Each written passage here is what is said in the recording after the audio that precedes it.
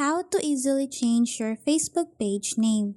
So in this video, I'm going to show you the latest method on how we can change our Facebook page name. So to start, what we need to do is to open our Facebook application, and then in here we'll have to switch to our Facebook page.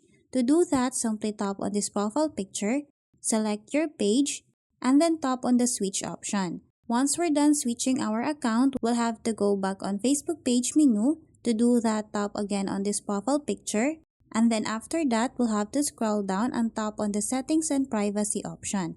After that, tap on settings, and then in here under settings and privacy, we'll have to scroll down and look for this option page setup. And then after that, under page setup, you will now see this option name. All we need to do is to tap on this one. And then in here, we can now change our Facebook page name. But you have to keep in mind that once you change your Facebook page name, we can't change it again for 60 days.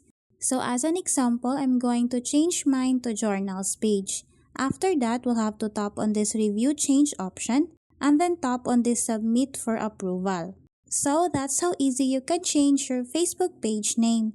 Thanks for watching, and if you find this video helpful, please don't forget to subscribe, hit the like button, and then the notification bell so you won't miss any of our future videos. See you on the next one!